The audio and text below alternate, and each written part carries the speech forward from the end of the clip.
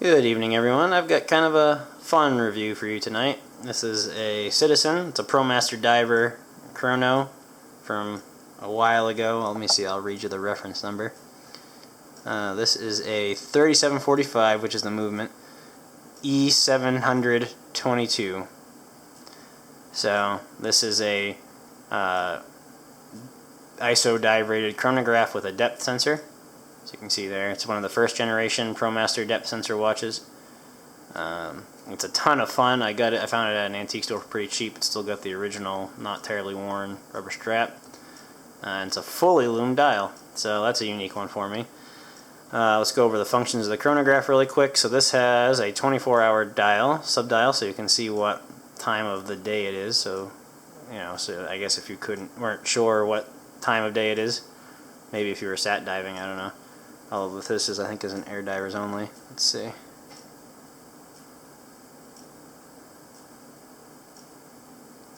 Does not say. I don't think this is rated for sat diving, but I guess it's a nice option, or if you're cave diving or whatever. It's got a, let me clean the smudge off.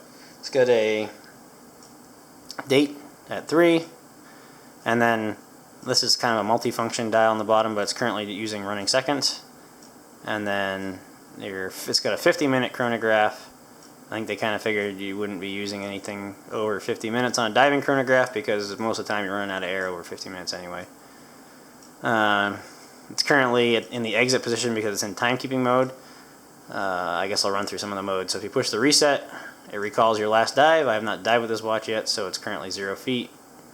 In a while it'll kick back automatically to exit mode, which is timekeeping, and you can see that the running seconds does not run while it's in diving mode, or in recall mode. But if I go back, it'll jump to the running seconds. I won't put it in diving mode right now because I'm not in the water, and it cooks the battery pretty good, I guess, from what I've heard. But you hold this down for 2 seconds, it'll spin the chronograph hand a few times, because the chronograph hand, while you're underwater, the chronograph seconds will act as the depth gauge. It'll show you current depth, and it'll record your maximum depth for just one dive. Later models will record depth for multiple dives through the recall system, but this is just a regular Quartz. It's not, the later models are Echo Drive. This has got an okay 60-click bezel. It works. Nice backup for the chronograph in case it kicks the bucket. Went the wrong way. Functional, but it's got some gold that's weird. I don't know, it works okay. Crown, screw down, perfectly accessible, pops out, usual deal for time setting. If you want to put it in dive mode, you push to start to get it to, or put it the chronograph mode, push to start to get it there, and then you push to start again. Oops. There we go. And you can see for the first 2 seconds it does 10th second, which is what's indicated on the dial. I've never actually tested to see how long it goes on 10 seconds. I know it's after like probably a minute or so, because I've run it for like 40-50 minutes at a time before. And it'll stop moving, but like most Quartz chronograph movements, once you stop it, it'll kick over to the 10th second indicator.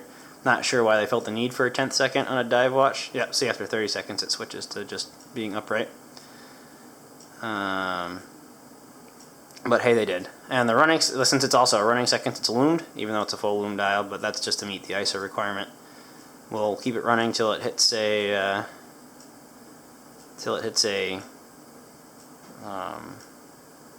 minute, so you can see it tick over.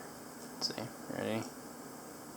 Looks like it's already ticked over a little early, but it works. You can see the depth is recorded in the chapter ring. I'll kick this back. And one thing you might have just noticed is it does not have an independent moving minute hand. So if you're at 30 minutes or if you're at under 30 minutes and you reset, it'll just wind backwards until it gets back to 30, and if you're over, it'll just run forwards until it gets back to 0. But the depth gauge is, going to swing around to point to these depths. If you go over 120 feet, which this is in feet, it tells you at the top, it'll go to this over depth lumed area, which means that you should probably go back to the surface and be checked to make sure you're okay, because no recreational diver on air is supposed to be going below 120 feet anyway. But yeah, so I'll give it a quick lume charge and see if I can give you an idea what it looks like. It's super cool to see because the hands are also lumed, so you get this cool contrasting lume look. There we go. Obviously it's not dark, but it'll give you an idea. And it's just, imagine this glowing in the dark, so the whole background glows, but the hands and these 3 hour markers glow much brighter, and so does the second hand. So you get this very cool look. It's very legible, even pretty late after it's been out of the water or out of the light for a while. So let's give you some quick dimensions. It's very wearable. It's tough to get dimensions on this watch because there's lots of stuff protruding, but it's basically a 42. The sensor and the crown together make it about a 49. Lug to lug, you're talking somewhere in the neighborhood of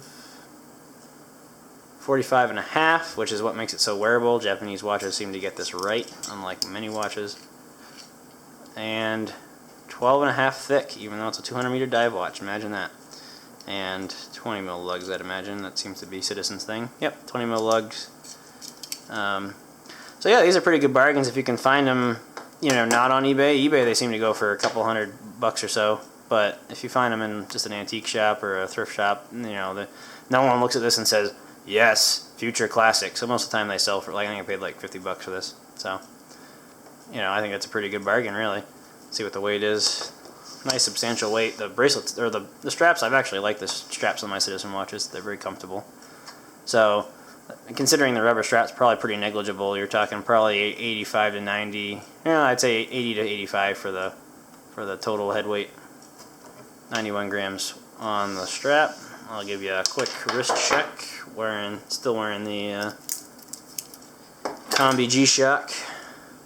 This strap, I don't know if it's because it's more broken in, but it is very soft compared to some of the newer straps that Citizen makes. That's probably a little tight. Let me kick it back a notch. There we go. I won't thread it in because I'm taking it off, but you can see how very wearable it is. Since the sensor's on this side, it doesn't really interfere with your wrist movement. This is a 6 3/4 inch wrist, so I don't really have a big wrist, and it's still very comfortable, very legible, very wearable. One issue that you would have if you wanted to wear one like this every day is that it's got an open pressure port. So, like, I live in Idaho. We just had a dust storm today. I would not want to wear this in a dust storm because you're going to get all kinds of junk up in there, and you're going to need to have Citizen service it. So, yeah, but that's what I've got for that guy. I hope you like it. Let me know if you have any questions in the comments, and I'll see you next time.